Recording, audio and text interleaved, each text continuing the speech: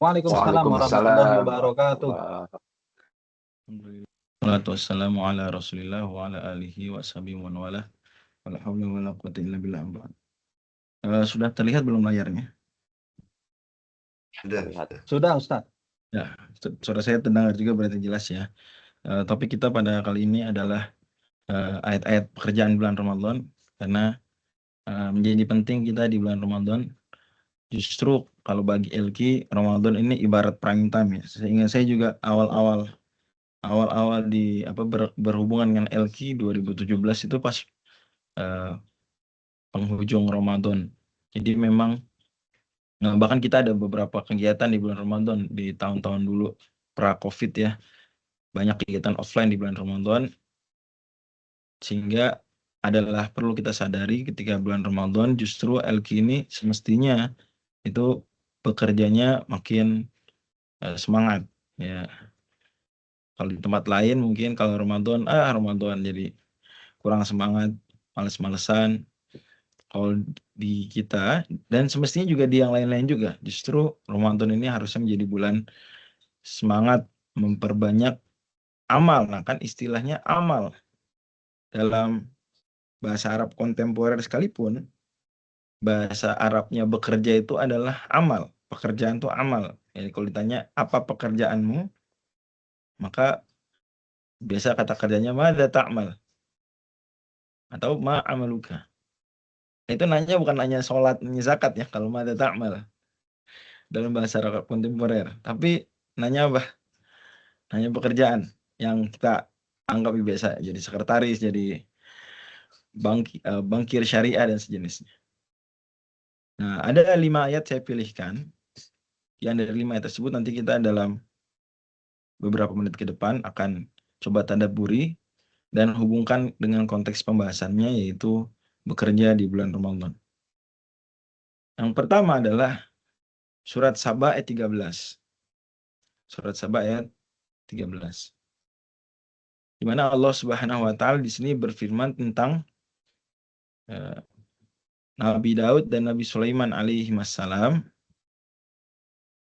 Lebih spesifik lagi, kalau untuk ayat 13 ini tentang bagaimana bawahan-bawahannya Nabi Sulaiman yang mereka itu ada banyak dari kalangan jin itu bekerja.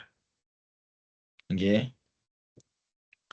Nah, kata Allah Subhanahu wa taala, ya'maluna lahu ma yasha'u min mahariba wa tamathila wa jifanin kal jawabi wa qudurir rasiyat. Mereka para jin bekerja untuk Nabi Sulaiman sesuai dengan yang diinginkan, diarahkan Nabi Sulaiman. Pekerjaan-pekerjaannya disebutkan di sini, buat ini, buat itu.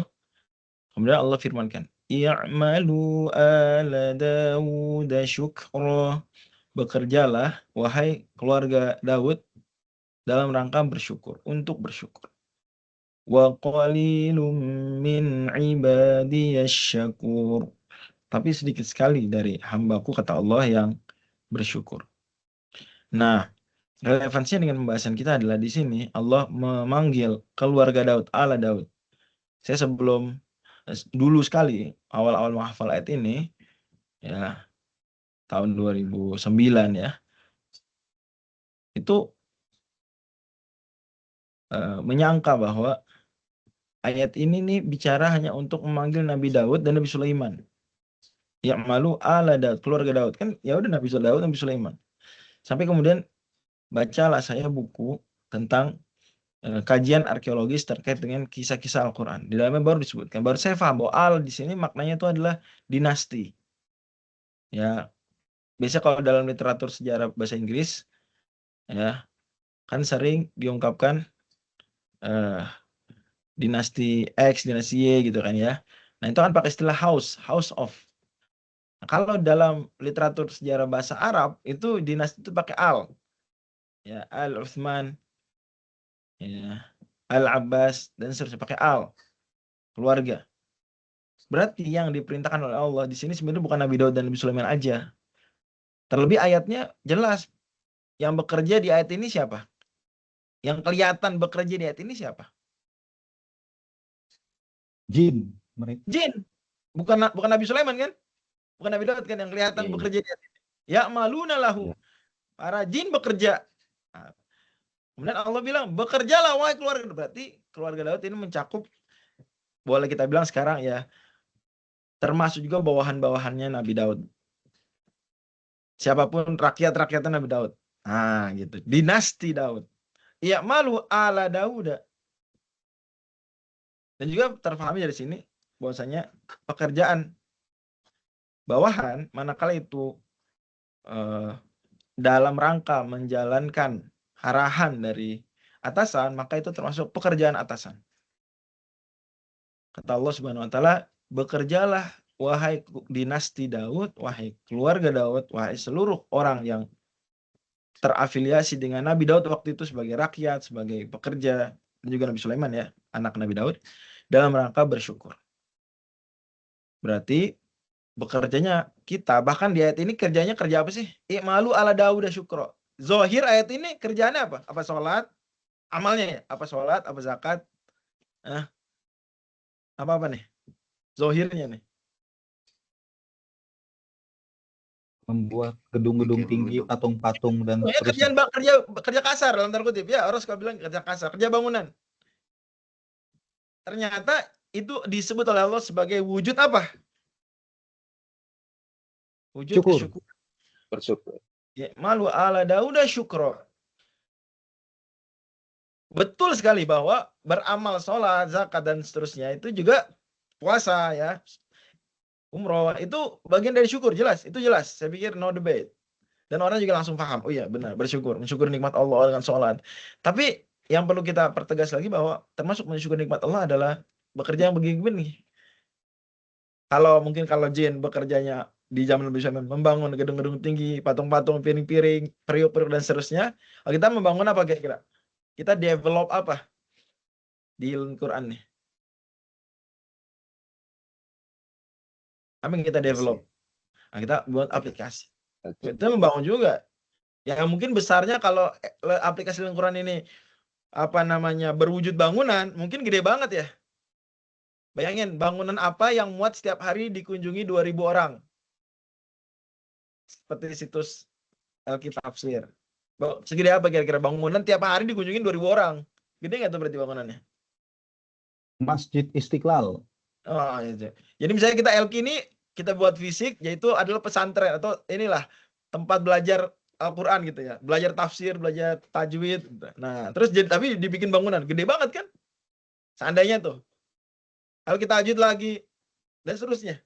Nah, maka kita harus sadari, hayati bahwa ketika kita bekerja bulan Ramadan, kita tidak sedang membuang waktu. Buang-buang waktu ini aturan Ramadan tilawah enggak, tapi sedang justru beramal sesuai dengan arahan Allah dan Rasulnya, bahkan sedang mensyukur nikmat. Termasuk mensyukur nikmat adalah mensyukuri nikmat Allah beri kita kemampuan A, B, C, kita gunakan untuk memberikan pelayanan bagi masyarakat. Yang kedua adalah, kalau kita masih lupa bahwa LQ ini tidak hanya bekerja tapi juga berdakwah, ya, maka perlu kita ingat-ingat bahwa keutamaan dakwah ini luar biasa. Ya, berarti satu codingan yang sedang kita susun, satu bug yang sedang kita perbaiki, itu sebetulnya adalah ibarat seperti satu sesi kultum yang sedang kita sampaikan. Wa man ahsanu qawlan mimman da'a ila Allah wa 'amila shalihan wa qala innani minal muslimin. Siapa yang lebih baik? Nah, pertanyaan seperti ini pertanyaan retoris. Istifham ya, bukan istifham yang hakiki, tapi istifham majazi, istifham yang kiasan. Maksudnya bukan nanya ingin dijawab, tapi bertanya untuk menegaskan. Dalam hal ini ingin menegaskan bahwa tidak ada la ahsanu qaul, tidak ada yang lebih baik daripada yang berdakwah kepada Allah dan beramal saleh. Beramal gitu, amal tadi ya. Istilahnya jenis lebih spesifiknya istifham ingkari, pertanyaan untuk mengatakan tidak. Jadi man ahsanu artinya la ahsanu, tidak ada yang lebih baik. Nah, maka kita kalau ingat-ingat ya, dakwah ini kan fardu kifayah, dakwah fardu kifayah hukumnya.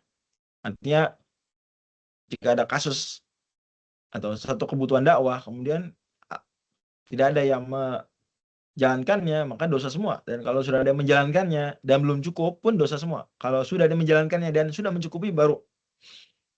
Maka salah satu ruang dakwah dalam kondisi kita sekarang di era kontemporer adalah ruang-ruang dakwah digital.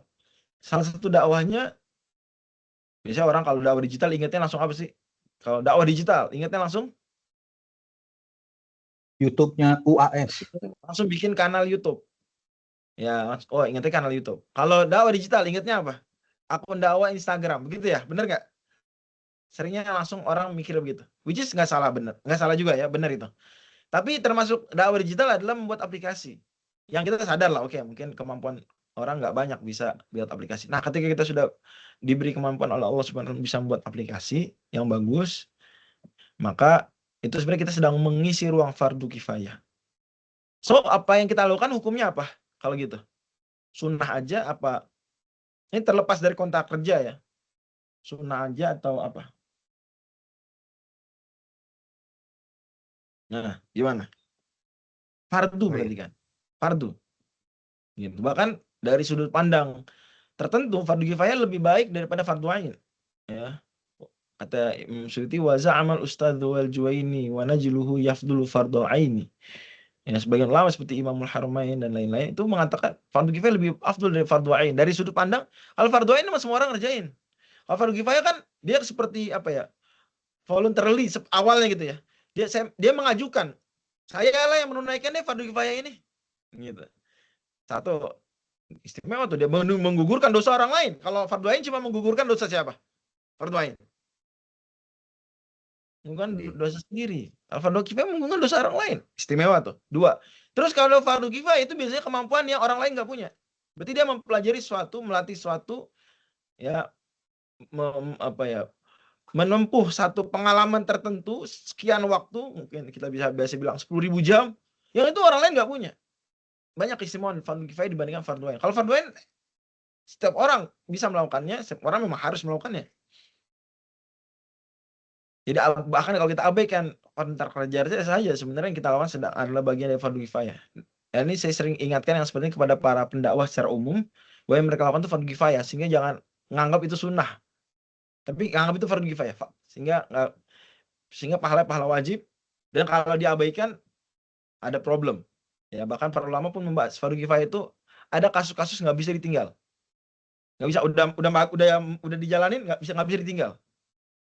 Ya, dijelaskan Imam Ibnu Hajar Al-Haytami dalam Fathul Muhtaj, diantaranya contoh ada orang dia udah masuk ke pesantren, menurut ilmu udah pintar sekali, luar biasa, udah bakat ulamanya luar biasa. Nah, maka nih nggak boleh dia berhenti jalan terus jadi orang biasa gitu. Dia harus terus jadi ulama. Kalau dia berhenti jalan mundur, dia dosa. Itu contohnya. Contoh fardu kifayah nggak boleh berhenti di tengah jalan. Ya. Nah, kira-kira saya nggak berani juga eksplisit mengatakan LQ ini fix nggak boleh berhenti. Tapi kayaknya ya kemungkinan besar dalam dugaan saya ini LQ termasuk yang nggak bisa kita berhenti nih. Kasane ya nggak boleh berhenti. Ya nggak boleh berhenti.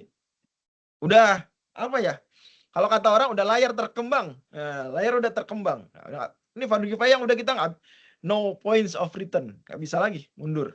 Karena akan memudorotkan orang kalau seandainya mundur. Coba bayangin LQ tiba-tiba besok putuskan tutup ya. Berapa orang yang nggak lagi bisa belajar tahajud? Tutup aja besok dah. Tafsir. Nah, berapa orang yang mau nyari tafsir bingung. Karena itu kita sadar wajib. Nah, berarti kalau yang kita lakukan di LQ bagian wajib, apalagi ada kontrak kerja itu wajib lagi lebih double dibandingkan dengan amal-amal sunnah. Berarti mana lebih banyak pahalanya, wajib apa sunnah? Lebih banyak pahalanya adalah yang wajib ya, lebih banyak pahalanya yang wajib. Karena itu kita coba sadarkan diri kita konsep tersebut, sehingga saya nggak katakan nggak usah tilawah, nggak, tetap tilawah, sholat taraweh, amal-amal sunnah secara umum. Tapi ketika seandainya di satu kondisi berbenturan, nah kita fahamlah mana yang harus kita kedepankan. Ayat yang ketiga ini berkaitan dengan kitabullah. Ini adalah Allah Subhanahu berfirman, innalladzina yatluna kitaballahi wa aqamus sholata wa anfaqu mimma razaqnahum وأنفقوا مما رزقناهم سرا وعلانية يرجون تجارة لن تبور.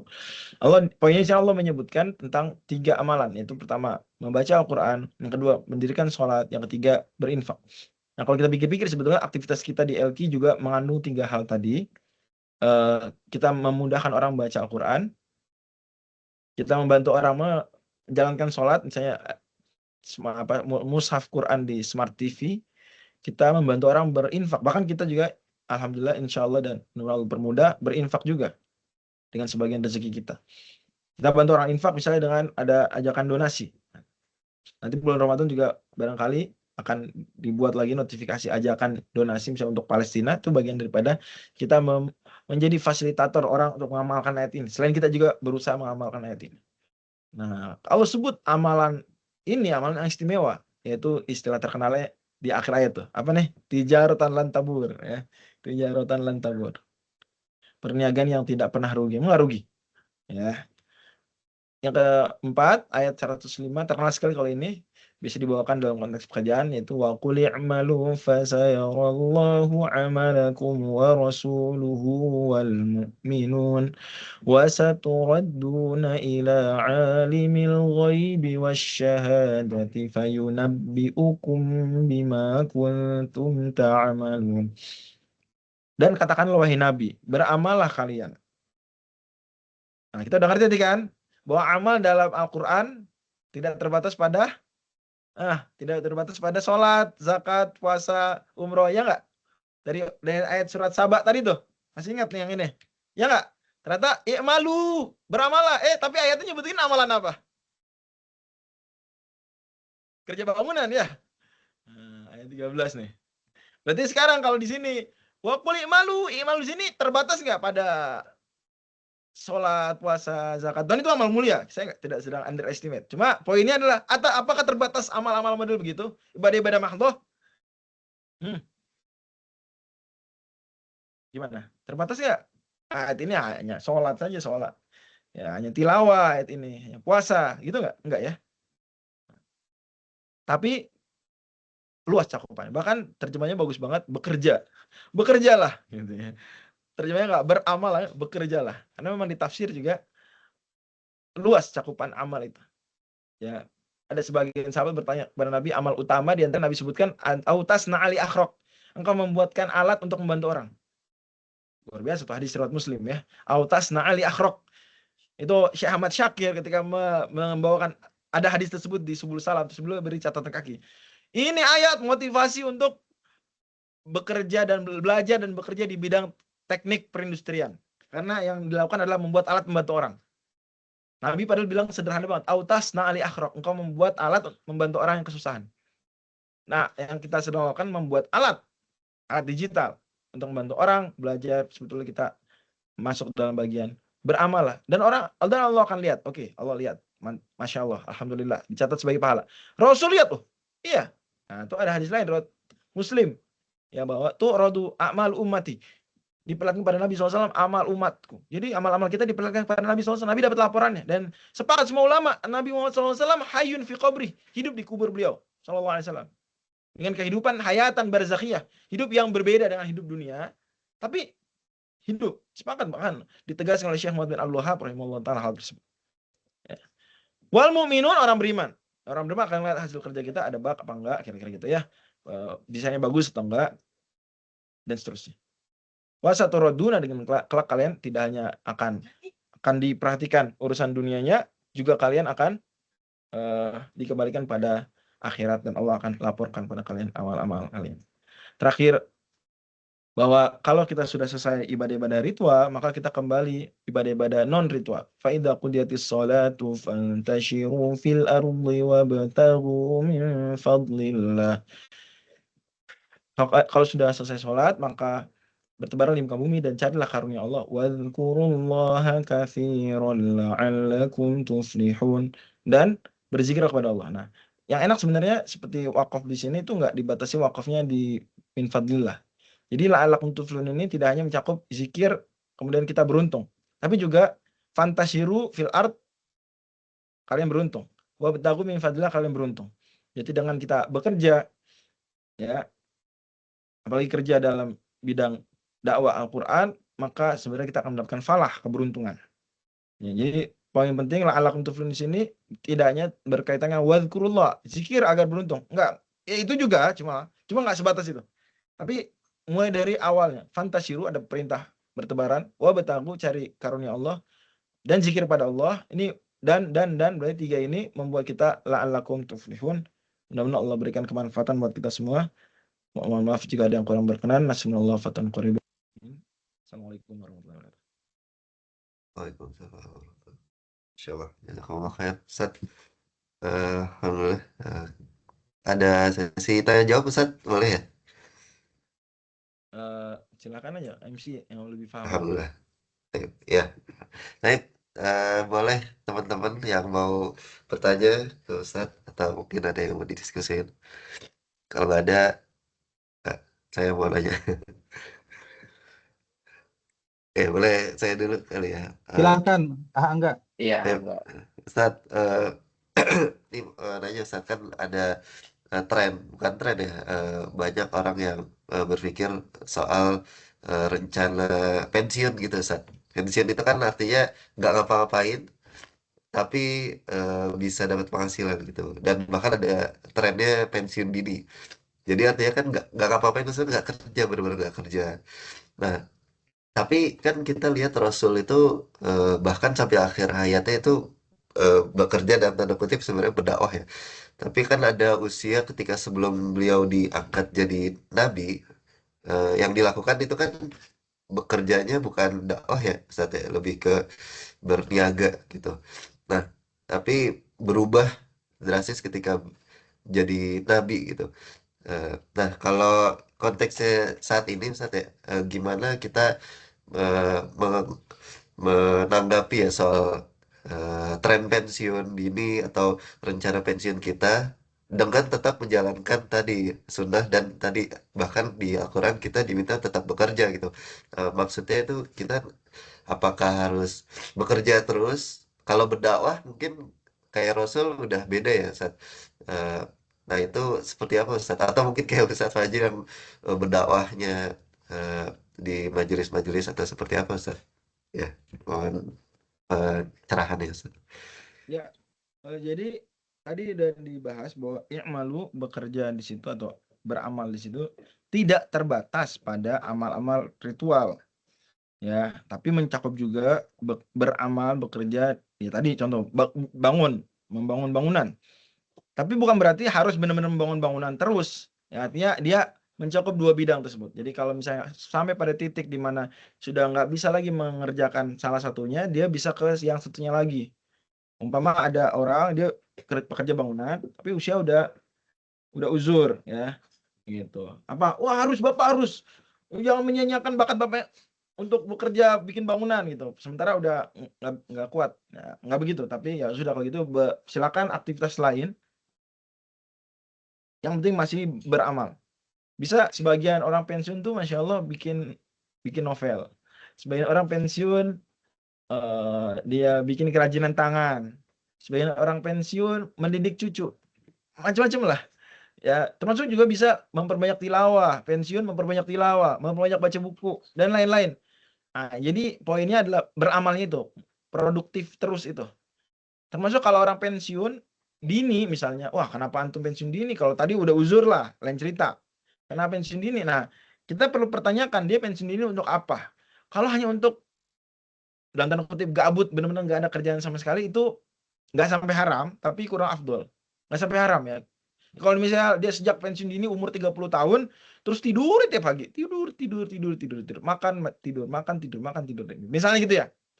Misalnya. Tapi kaya raya udah. Nafkah semua kewajiban terpenuhi.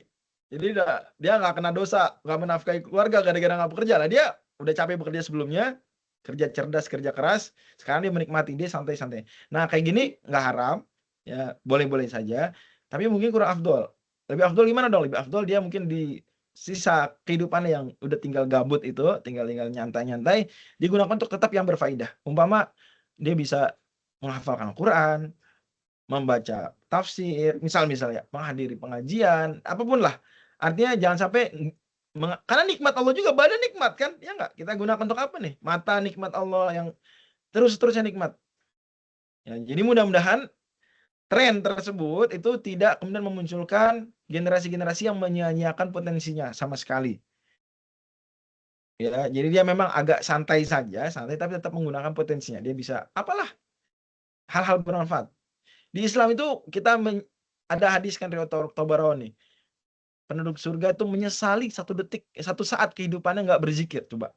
Saya pikir yang bersangkutan, andai nanti masuk surga, dia akan menyesal. Aduh, coba saya pas setelah 30 tahun itu mengamalkan amal A, B, C, D, E. Sementara saya punya waktu luang. Nggak cuma santai-santai saja yang memang tidak dosa, tapi juga kurang afdol. Itu barangkali Kang Angga. Kalau Rasul dulu waktu sejak diangkat jadi Nabi, kayak gimana Ustaz ya perubahan dari berniaga? Apakah berhenti total atau Nah, ini berinvestasi? bukan dengan pembahasan barusan. Nabi SAW ketika sudah jadi Nabi itu terpenuhi kebutuhan beliau.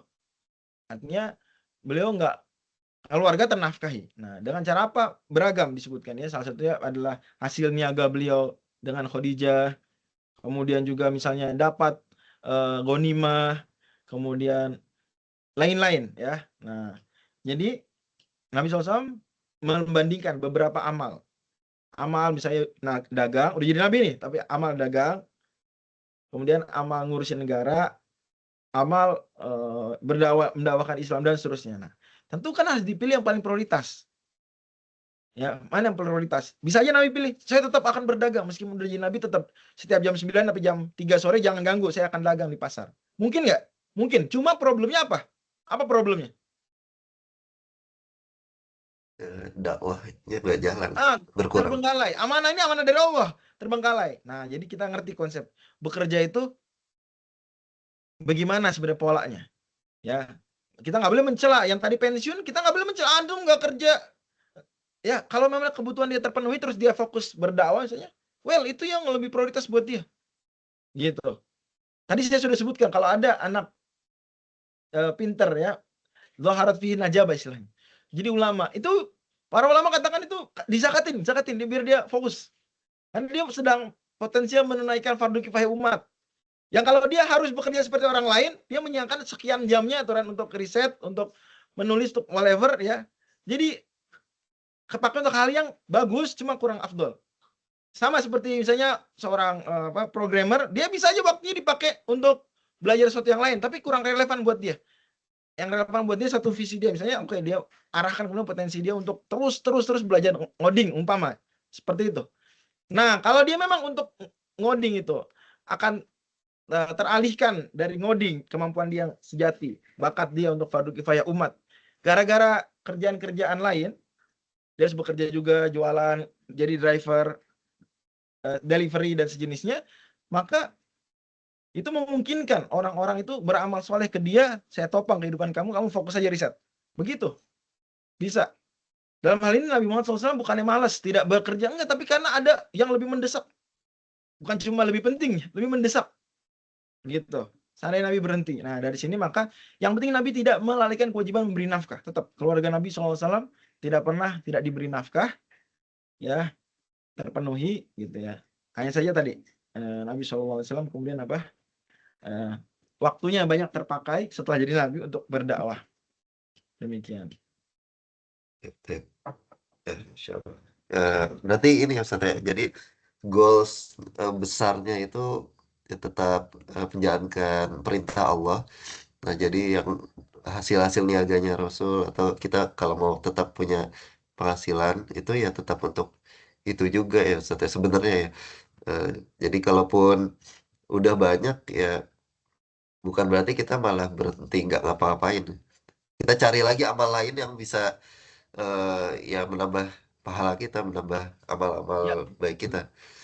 Jadi Betul sekali. jangan ya tadi ya dianggurin gitu waktunya. Betul sekali. Bahkan, tapi bukan berarti nggak boleh melakukan hal mubah seperti santai, makan enak, boleh. Terlebih itu nggak apa-apa, nggak pahala, nggak dosa. Tapi kalau kita niatkan dengan santai, itu adalah penyegaran supaya bisa beraktivitas baik ya. Setelah itu, maka santai kita itu ibadah juga. Ya. Terkenal ungkapan Ibnu Al-Hafidz Al-Jauzi, "Aqdzur rohatil jiddi jiddun." Santai untuk kemudian siap persiapan untuk serius, ya. Biar fresh pikiran, fresh badan untuk serius, itu sendiri santainya adalah keseriusan. Aqdzur rohatil jiddi jiddun. Nah, makanya kata Ibnu Mas'ud, inilah ahtasibu naumati kama ahtasibu qomati. Saya berharap pahala dari tidur saya seperti saya berharap pahala dari qiyamul lail saya. Yang tidur ketika diniatkan. Sama si orang yang nyantai ini, saya mau nyantai udah kaya, nyantai dulu. Nah, tapi santai buat apa? Oh, supaya saya kreatif nih mikirin apa ya, proyek umat berikutnya, saya mau invest di mana duit saya untuk proyek-proyek kebaikan. Nah, banyak loh di Arab Saudi saya ketemu syekh-syekh yang dia pekerjaannya adalah mencari proyek. Tapi sayangnya biasanya terbatas pada proyek-proyek bangunan ya, masjid, ya gitu lah, pesantren gitu ya. Demikian. Waalaikumsalam. Insyaallah. Syukran Ustaz. Ya, dari Bang Sari tafadhol Bang. Mau tanya. Ya, mungkin mau mempertajam atau bahkan bertanya ke Ustadz Fajri, masih tentang pertanyaan Angga tadi dan jawaban Ustadz Fajri mengenai kalau ada orang yang sudah mapan, dia sudah melaksanakan kewajibannya untuk menafkahi keluarganya, dirinya sudah terurus, lalu dia nggak ngapa-ngapain, maka itu mubah. Tadi kan Ustadz Fajri bilangnya begitu ya. Kalau aneh merasa itu berlaku secara umum ya, khususnya bukan sekarang-sekarang, dalam artian mungkin 100, 200, 300 tahun yang lalu dan atau seterusnya. Tapi kalau sekarang menurut aneh kita tidak punya kemewahan itu, Ustadz. Benar nggak nih, Ustadz? Karena sebagai seorang yang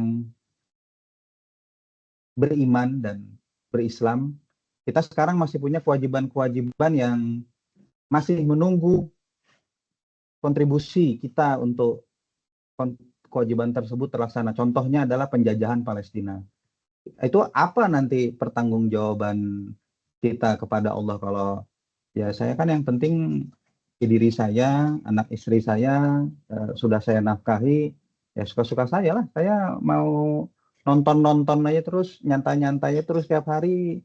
Nanti apakah kita nggak berdosa itu sama saudara-saudara kita yang sedang dibom, dibunuh, disiksa di Palestina. Dan bahkan kalau mau konteks lokal aja, kelihatannya kewajiban kita sebagai Muslim ini banyak juga gitu. Masih ada di lingkungan kita muslimah nggak pakai jilbab, masih ada di lingkungan kita yang nggak sholat dan seterusnya. Itu bukannya kewajiban fardu kifayah yang belum cukup. Tadi Ustaz kan ada menjelaskan juga ya, kewajiban fardu kifayah itu kita dosa semua nih kalau belum ada orang yang cukup untuk melaksanakan tersebut. Kalau Anda menilai, nah ini bertanya sama Ustaz Fajri, kasus Palestina, permasalahan ada muslimah kita yang masih banyak di Indonesia nih nggak berhijab, bahkan hukum Islam yang belum bisa ditegakkan di Indonesia ini kayak kutiba alaikumul qitalu, kutiba alaikumul qisasu fi qatla maksudnya. Jadi kami wajibkan untuk kalian hukum kisos bagi orang-orang yang terbunuh. Itu kayaknya masih wajib gitu untuk kita usahakan, meskipun kita juga tahu kita ini tidak bisa tiba-tiba menerapkan hukum kisos di Indonesia atau serta-merta memerdekakan Palestina. Minimal kan kita berusaha terus. Kalau kita tidak berusaha terus, maka kita berdosa. Benar nggak, Ustadz? Ustadz masih di mute ya.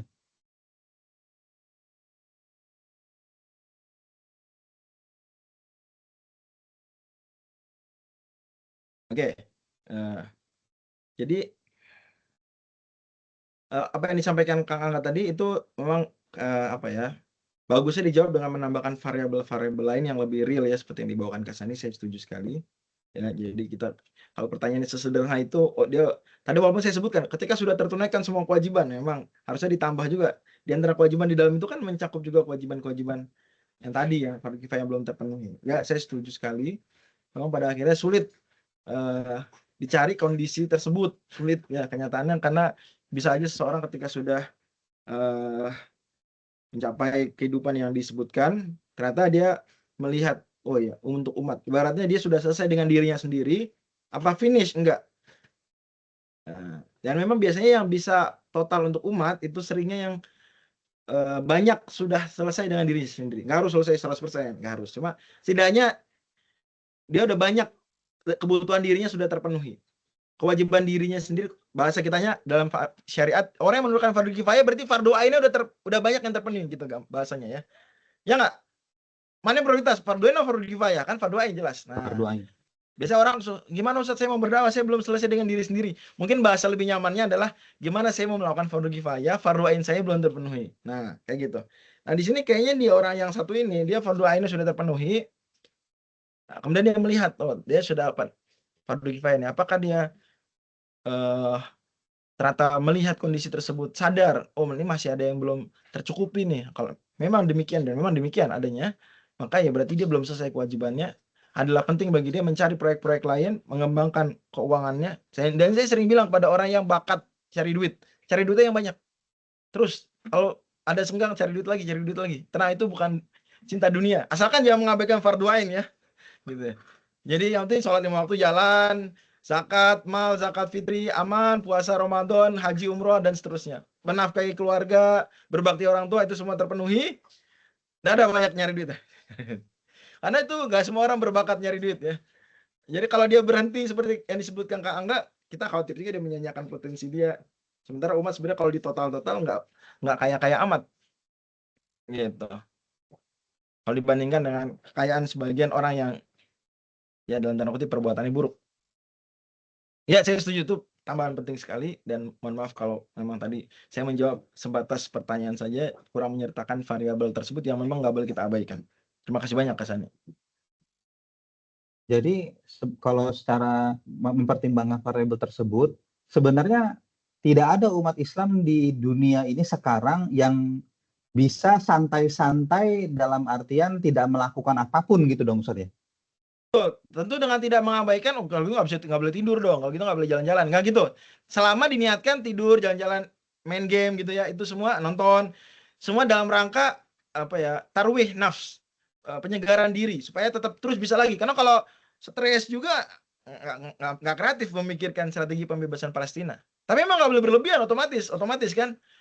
Malu dong kita upload jalan-jalan mahal-mahal apa segala macam di Instagram gitu ya, flexing. Orang geser dikit postingannya kelaparan di Palestina, kan malu gitu gimana. Tapi kalau kita sekadar taruh nafsu seperlunya, saya nggak larang makan mewah, hati-hati jangan juga kita. Kadang ada sebagian orang kalau ngeliat orang makan mewah terus antum makan mewah Palestina kelaparan, nggak sampai seperti itu juga.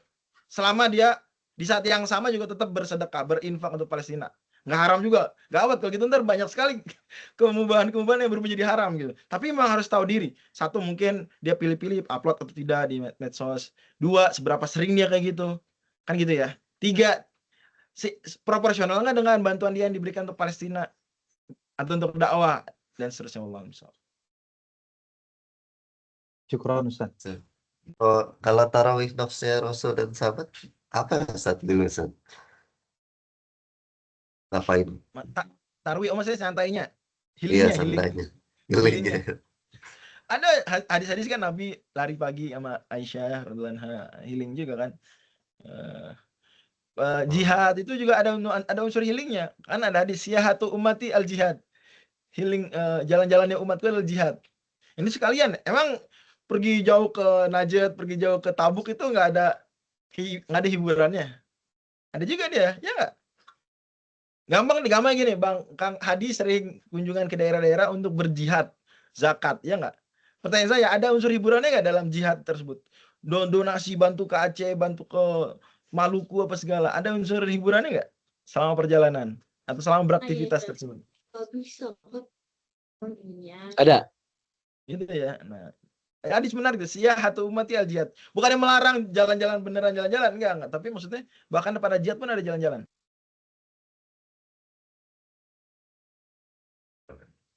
Keren. Ada lagi dari yang lain?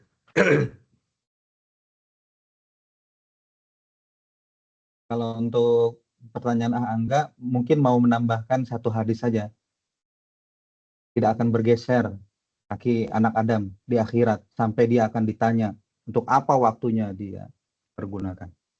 Akan ditanya. Sampai satu lagi kesannya, untuk apa masa mudanya dipakai? Kan hadisnya ada 4 pertanyaan, 2 diantaranya satu waktu, satu masa muda. Harta ya satu lagi. Ya, ada satu lagi ilmu. Oh iya, ilmu juga. Insyaallah. Oh iya, betul juga ya. Ya, ada lagi dari teman-teman mau bertanya?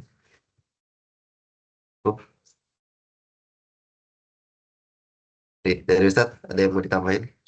Belum ditutup. Dari saya cukup. Tinggal kita, yuk bismillah. Lebih prima di Ramadan ini LQ ya. Gimana teman-teman? Ramadan nih lebih semangat apa enggak nih? Silakan Ustadz. Semangat. Enggak, saya mau dengar semuanya dong ngomong sedikit-sedikit. Gimana Kang Hadi? Ramadan siap untuk lebih semangat? Suara saya kedengaran nggak? Insyaallah. Kedengaran? Siap? Kedengeran Iya. Hadi? Iya, insya Allah siap. Ya, kalau saya sedikit boleh berword-word ya, berkata-kata. Jadi ini bulan Ramadan ya, peak seasonnya umat Islam gitu kan, buat ibadah ya. Semua terasa mahal harganya. Kayak gitu, sebagaimana kita rela beli tiket pesawat, hotel dengan harga mahal ketika liburan. Lah inilah Ramadan gitu, semua bernilai mahal. Ibadah yang kita lakukan. Sayang-sayang kalau peak season versi ibadah ini nggak dimaksimalin. Dan kita juga kerja di tempat yang mulia ya, untuk bukan yang mulia, di tempat kerja di tempat yang misinya mulia. Jangan sampai misi pekerjaan kita dinodai sama hal-hal yang mungkin nggak, yang sepele lah, dan niat kita luruskan gitu. Ya sama Ustadz Fajri juga aktivitas di MUI, Ana juga di Basnas jadi amil zakat. Tempatnya sudah mengajarkan kita misi mulia, tapi kalau kita sendiri individunya tidak menyamakan frekuensi kemuliaan itu sayang sekali. Sayang sekali. Karena banyak orang yang bekerja di tempat swasta, di tempat mungkin kapitalis banget gitu ya. Mereka pengen banget gitu bisa jadi soleh, bisa ikhlas gitu. Kalau kita sebenarnya lebih mudah, karena pekerjaan kita sudah misinya mulia, kemudian kita juga sistemnya dibikin seperti itu, lebih ke arah mendekat Allah. Dan kalau kita individunya tidak memaksimalkan, apalagi besok di peak seasonnya Ramadan gitu kan, peak seasonnya ibadah, nggak kita maksimalis, sayang. Saya bukan mau mengajarkan teman-teman, tapi saya sendiri evaluasi buat diri sendiri. Yang minim tilawahnya, kadang saya ini sedikit ya Ustadz Fajri ya. Ya saya di sela-sela saya nggak bisa banyak tilawah, ya minimal saya dengar tilawah kayak gitu. Jadi kita ganti sedikit musik kita, tadinya 100% kita kurangin mungkin 50%, seperti itu sih. Itu mungkin kalau saya Ustadz Fajri kalau mau sharing. Karena saya minim banget kalau buat baca Quran itu kadang dengan aktivitas mobile ya, di zakat, di apa, di keamilan ini. Ya begitulah. Terima kasih. Assalamualaikum. Waalaikumsalam warahmatullahi wabarakatuh. Ya. Ya mungkin langsung ke Kang Angga aja ya, biar mungkin kabar-kabar kalau memang ada atau ditutup. Ya udah pukul 7. Itu ada Lutfi tuh. Makasih. Satu lagi tuh. Gimana Lutfi? Iya. Ustadz, mau nanya Ustadz tentang surat Saba ayat 13 tadi. Itu ada tulisan, ya, arti ini sedikit sekali dari hamba-hambaku yang banyak bersyukur. Itu maksudnya berarti emang orang tuh jarang gitu yang banyak bersyukur gitu ya Ustadz, atau gimana maksudnya? Ya kata Imam Syafi'i, kalau kita bersyukur atas nikmat Allah, maka syukur kita ini nikmat kedua, ya enggak? Yang juga harus disyukuri. Dan kemudian kalau kita mensyukuri dua nikmat tadi, nikmat pertama dan nikmat bisa bersyukur, itu juga harus disyukuri lagi. Ya terus lah, apalagi ya malu lah kalau kita bilang udah mensyukuri nikmat Allah. Ya apa secara maksimal, malu gitu. Malu ya. Wa in ta'udzu ni'matallahi tuhsuha dan seterusnya. Jadi Ya memang pasti Allah bilang wa qalilum min ibadiyasy syakur, sedikit. Tapi ada seperti Allah menyebut yang syakur itu Nabi Nuh. Innahu kana 'abdan syakura.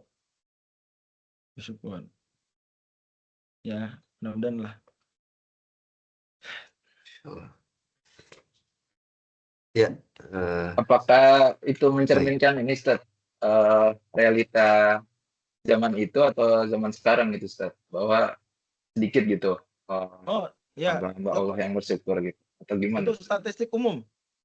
Manusia seluruhnya lintas generasi, lintas peradaban. Kalau dicari siapa yang syakur, ya qalil. Allah.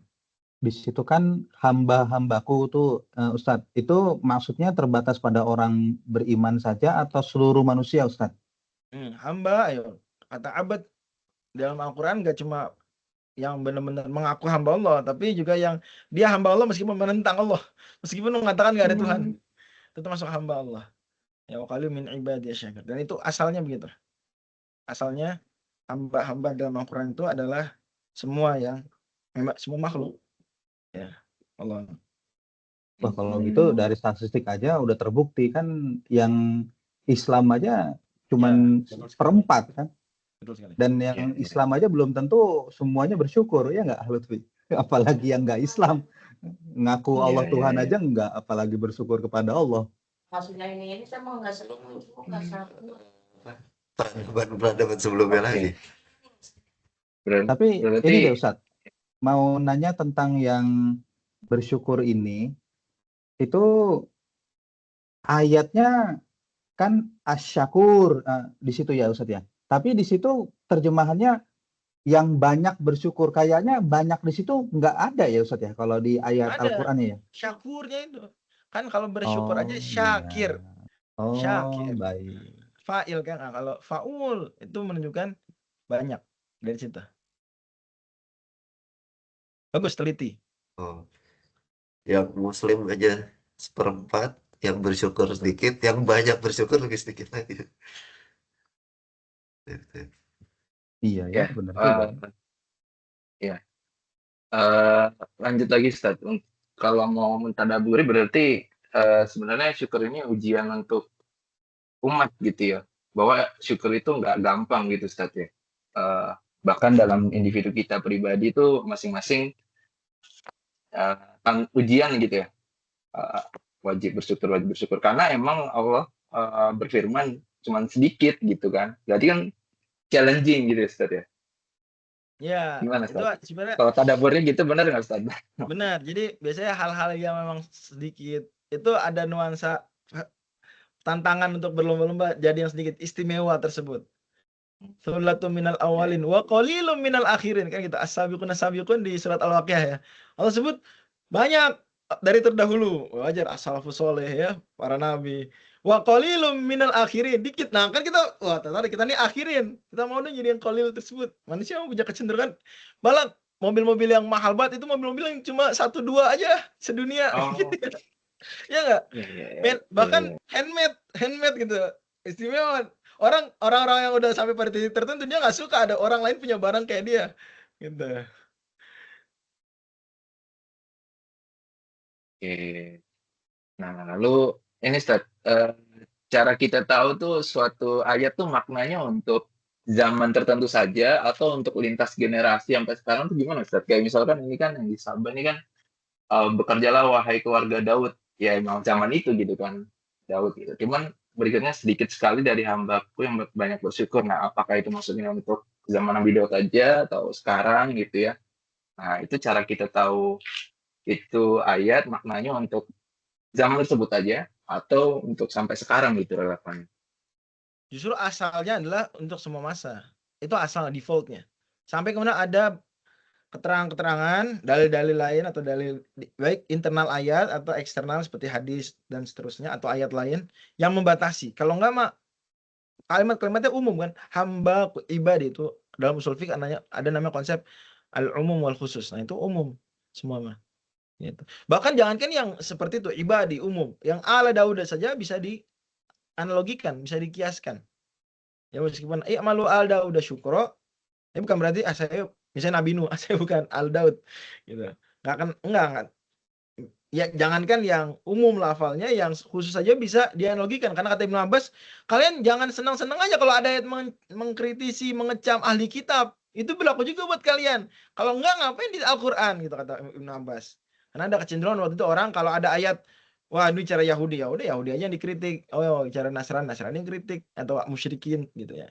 Padahal kalau di Quran kan berarti posisinya juga untuk menyadarkan kita kaum muslimin yang mungkin punya sebagian kemiripan, ya nggak, dengan yang sedang dikecam. Ya, Tadi Kasani pas bagus sekali menutup si otoknya dengan menyebut jangan kita berubah jadi dari dolin jadi maghdub alaihim. Itu benar juga tuh. Itu memang begitu relevan sekali. Padahal kan tafsirannya hadis Tirmizi, dolin, Nasrani, maghdub alaihim, Yahudi. Tapi yang para ulama nggak membatasi bahwa ya udah sih cuma itu aja dua mereka yang dikecam. Enggak. Tapi ya, kalau kita kata Ibnu Taimiyah, Syekhul Islam, kalau kita punya kemiripan dengan Yahudi, kita mendapatkan kecaman juga sebanyak kemiripan tersebut. Dan seterusnya.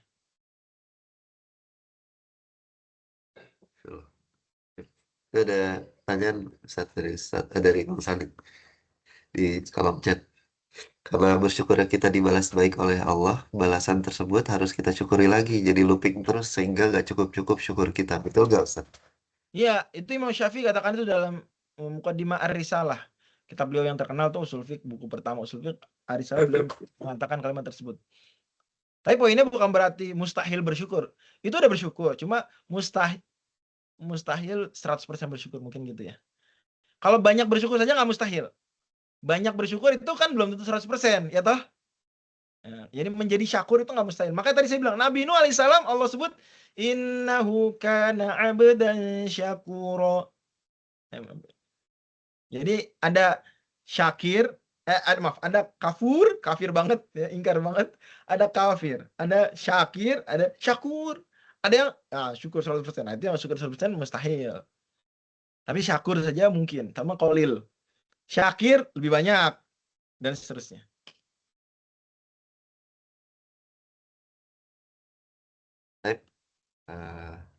Wah, masih ada nih. Oke. Mas Ali, Ya, Mas Ali. Mas Ali. Ya, Ustaz. Mau nanya. Ini agak belok sih, tapi masih di ayat yang sama mungkin. Kan di situ disebutin kalau bekerjalah agar kamu bersyukur ya, Ustaz ya. Mungkin banyak dari kita atau mungkin at least saya sendiri, saya pribadi kerja itu mencari rezeki gitu. Dan ternyata Allah sendiri menyuruh bekerja itu untuk bersyukur sebenarnya. Nah itu boleh dielaborasikan Ustaz? Maksudnya kayak gimana teknisnya gitu? Kenapa kok kita bekerja untuk bersyukur? Dan berarti rezeki itu berbeda ya. Konsepnya tuh kita bekerja itu untuk bersyukur, dan rezeki itu ada lagi lah bagaimana gitu konsep teknisnya gitu Ustaz. Ada penelitian bagus, saya pernah baca. Ini di antara penelitian yang saya ingat banget karena apa ya, menyentuh saya. Yaitu penelitian dilakukan Profesor Ami Srinetsky, agak susah namanya, orang Eropa Timur ya. Dari Yale University. Kata beliau orang kerja itu ada 3 kelompok. Ada yang job, ada yang career, ada yang calling. Ada yang dia job demi gaji aja, job itu. Ada yang karir demi naik jabatan gitu. Dia ada pride kalau naik jabatan. Bagi dia gaji tuh nggak urusan. Tapi kalau jabatan kepala ini, direktur ini gitu. Karena ada orang gitu ya. Ada orang yang nggak penting jabatan, penting gaji. Ada orang penting jabatan, nggak penting gaji. Ada macam-macam. Nah, itu job dan karir. Nah, nomor 3 kata beliau, yang calling inilah yang dia bekerja untuk panggilan jiwa. Apapun posisi pekerjaan dia. Nggak harus dakwah ya, nggak harus. Even mohon maaf ya, nyapu jalanan dengan penuh penghormatan. Saya selalu menghormati orang yang nyapu jalanan. Saya selalu permisi, assalamualaikum ibu, selalu. Ya, dan mudah-mudahan itu upaya saya lah, berterima kasih pada mereka ya, bersyukur juga pada Allah. Kalau dia lakukan itu dengan panggilan jiwa, yaitu kata Ibnu Athaillah As-Sakandari dalam kitab Al-Hikam, kun haitsu wada'akallah. Jadilah sesuai yang Allah taruh kamu di situ. Jadilah sesuai yang Allah posisikan kamu di situ. Umpama Bang Lutfi, Allah posisikan masuk Fasilkom dan bekerja jadi developer. Ada yang mungkin apapun jurusannya tapi ujungnya adalah Fasilkom juga. Semua akan Fasilkom pada waktunya, misalnya contoh. Kemudian tapi dia memang karirnya sekarang itu. Kun haitsu wada'akallah. Jangan rumput tetangga lebih hijau. Enak juga ya kerja jadi sales gitu ya. Enak banget kayaknya. ngomong sini kenalan orang apa bisa makan siang dengan orang-orang hebat. Padahal kita kan ditaruh sama Allah ya, itu di posisi tertentu. Nah, di situ kita rasakan sebagai calling, panggilan gitu. Sehingga orang tuh do what you love what you do gitu kan. Mensyukuri. Nah, kalau kita syukur atas potensi kita, syukur Allah posisikan. Ada loh orang yang belum dikasih pekerjaan. Ya nggak? Sekarang susah nyari pekerjaan. Jadi kalau kita melakukan pekerjaan tidak ada nilai syukurnya, rugilah kita. Syukur, terima kasih ya Allah udah dikasih kerja nih. Ya Allah, masuk orang lain susah nih dapat kerja, saya alhamdulillah. Saya akan kerja total. Saya diberi kemampuan, orang lain nggak punya kemampuan ini. Saya akan gitu. Kebayang nggak kira-kira Bang Aligar? Kebayang Ustaz. Cuma konteksnya kalau di sini kan Nabi Daud ya, yang dulu kayaknya raja yang kaya banget. Terus tapi dia masih disuruh bekerja sama Allah gitu untuk bersyukur. Nah itu dari sejarahnya dulu gimana ya Ustaz? Kayak kenapa seperti itu? Mantap, ini jeli. Satu tadi saya bilang itu bukan perintah untuk Nabi Daud aja, tapi ala Daud. Itu mungkin bahasa kita rakyat kerajaan Daud gitu. Oke. Nah, itu satu. Makanya tadi kan ayatnya bicara bukan Nabi Daud, bicara jin-jinnya, tapi terus ala dan gitu. Jadi sebenarnya mencakup juga karena jadi raja meskipun nggak ngangkat batu itu kerja. Ya nggak sih? Iya, betul. Tadi saya bilang bahwa Nabi Sulaiman yang nyuruh kan tadi gitu. Para jin bekerja sesuai dengan kehendak Nabi Sulaiman. Berarti Nabi Sulaiman cuma nyuruh kan, bahasanya gitu kan. Tapi tetap disebut itu sebagai kerjaannya Nabi Sulaiman, kerjaannya keluarga Daud. Jadi raja Nabi Daud bekerja. Tapi memang dalam hadis riwayat Bukhari, Nabi Daud itu bekerja juga karena najaron, kerja bahasa kita kekayuan, berhubungan dengan kayu. Dalam ayat Quran di surat Al-Anbiya, Nabi Daud membuat baju besi dilunakkan. Wa alanna lahul hadid. Nabi Daud bagi beliau besi itu lunak. Ini ulama menafsirkan, saya udah pernah sampaikan kalau nggak salah 3 tahun lalu di pengajian LQ ya. Maksud Allah melembutkan besi bagi Nabi Daud. Ada 2 tafsiran ya. Tafsiran pertama tafsiran letterlek. Ya udah Nabi Daud tangannya kuat gitu. Wow.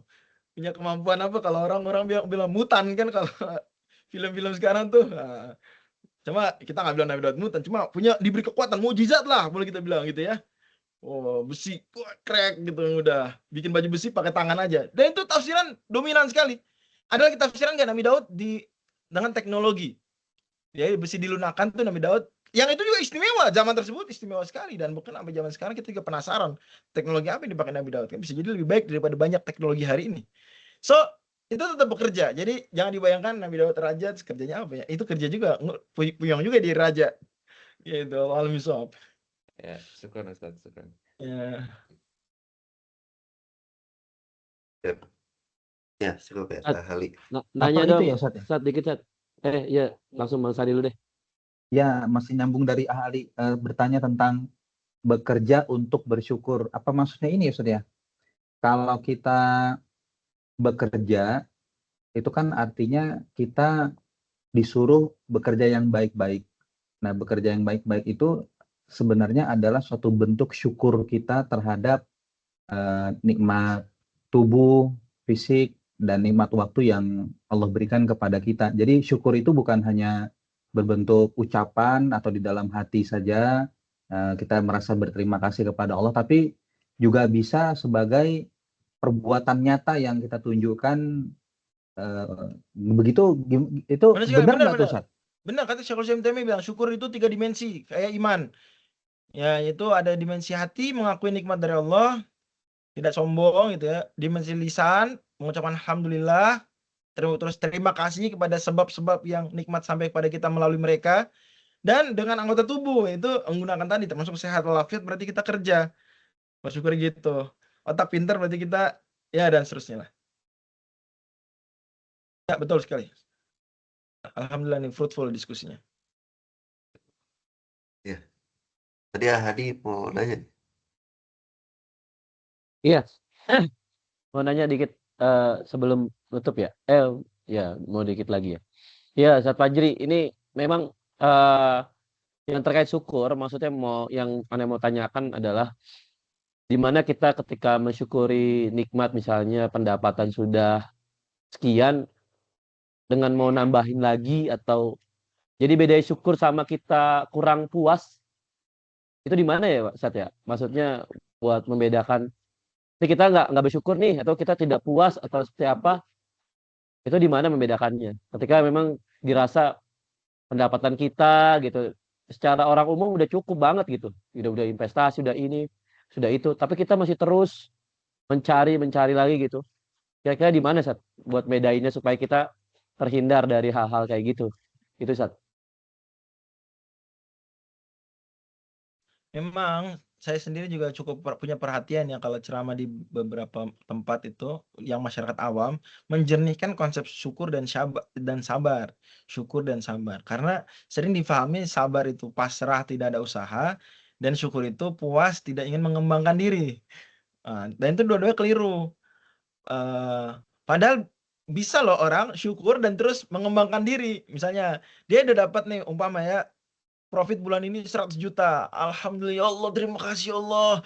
Kemudian diucapkan terima kasih juga kepada para customer gitu kan, gitu misalnya. Terima kasih. Terus dia gunakan keuntungan tersebut untuk bersedekah dan seterusnya. Terus siap, bismillah, bulan depan 200 juta. Nah, syukur nggak dia? Bertentangan kan dengan syukur? Antum nggak bersyukur, udah 100 juta masih mau 200 juta bulan depan. Enggak lah, justru dia itu syukur yang sejati, syukur yang disertai dengan memaksimalkan apa yang dimiliki untuk fastabiqul khairat. Sama lah kayak syukur ilmu. Ayo, syukur ilmu berhenti menurut ilmu apa terus menurut ilmu? Ayo. Gampang ya, saya daripada duit kita pindah geser ke yang lain ya. Ilmu. Syukur ilmu tuh adalah cukup hafal Quran 30 juz. Alhamdulillah. Gimana antum menghafal hadis nggak? Enggak, ana bersyukur 30 juz. Udah cukup Quran aja 30 juz. Hadis Sahih Bukhari, Arba'in Nawawi antum nggak mau? Ana bersyukur, akhi. Kalau antum ngajak anak ngafal yang baru lagi, antum ngajak anak nggak bersyukur? Kan nggak begitu. Ya, kira-kira kita. Ya nggak sih? Ngerti nggak kalau kita geser tuh, duit geser ke ilmu? Lebih connect nggak kira-kira? Atau amal soleh lah. Alhamdulillah, anak khatam Ramadan ini sekali, padahal baru tanggal 15. Akhi, yuk khatam sekali lagi yuk, masih ada setengah bulan. Akhi, anak bersyukur, antum ngajak anak nggak bersyukur, gitu kan? Anak bersyukur 1 kali, kenapa anak harus ngejar 2 kali? Seolah-olah anak nggak mensyukuri nikmat khatam sekali, gitu. Jadi harus kita jernihkan. Memang bagus pertanyaan Kang Hadi, penting, dan saya sarankan teman-teman sekalian punya perhatian mengajarkan konsep syukur yang benar. Karena khawatir umat Islam ini sebenarnya potensinya banyak, cuma nggak dikembangkan hanya gara-gara salah memahami syukur, gitu ya. Sabar sama sabar juga. Kadang ada orang ngeledek sabar gitu, sabar. Karena yang diledek sabar versi yang nggak Islami, yaitu sabar. Misalnya gini, musibah kok misalnya banjir Aceh. Sabar ini, sabar nggak menyelesaikan masalah. Nah, karena sabar yang dibayangkan dia apa sih? Cuma nerima, udah gitu doang. Padahal termasuk sabar apa? Sabar berdakwah kepada pejabat-pejabat korup. Sabar menegakkan hukum. Sabar tidak menerima suap. Itu sabar juga nggak? Sabar kan, jadi Sabar. misalnya pejabat yang memberikan izin penebangan hutan disuap 5 triliun. Sabar menolak. Itu sabar juga tuh. Kalau memang sabar itu pasrah, tidak ada usaha untuk menyelesaikan masalah-masalah. Nabi Muhammad SAW penyabar nggak berarti? Jawab kepada saya. Nabi Muhammad sabar nggak berarti? Sabar. Loh, kok sabar Nabi Muhammad? Mau dibunuh kenapa nggak? Bunuhlah aku sabar. Emang nggak begitu? Waktu di Mekah. Abu Bakar kenapa nggak protes? Nabi Muhammad, antum kok hijrah ke Madinah? Mau coba nyari lahan dakwah di Taif? Antum nggak bersabar dakwah di Mekah? Gitu nggak? Gitu nggak? Nabi Muhammad pakai baju besi kan gitu. Ada hadis Abu Daud, Nabi pakai baju besi. Mungkin sahabat sebelah bilang, antum nggak sabar wahai Nabi, ditusuk. Pada akhirnya gitulah. Pada akhirnya berarti kita banyak di benak sebagian kita ya, sebagian konsep keliru dari apa? Sabar dan syukur. Sehingga akhirnya kita malah menyalahkan sabar dan syukur. Jadi kayak kita istilahnya itu manusia orang-orangan sawah, strawman fallacy ya. Jelek-jelekin sabar, sabar doang. Padahal yang kita jelek-jelekin konsep sabar yang tidak dikenal dalam Islam.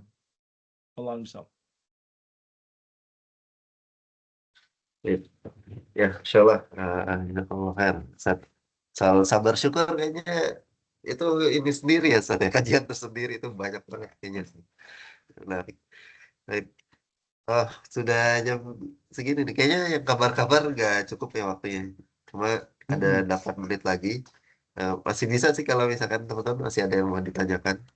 Apa ada yang mau didiskusin? Mumpung lagi bisa nih, Ustaz.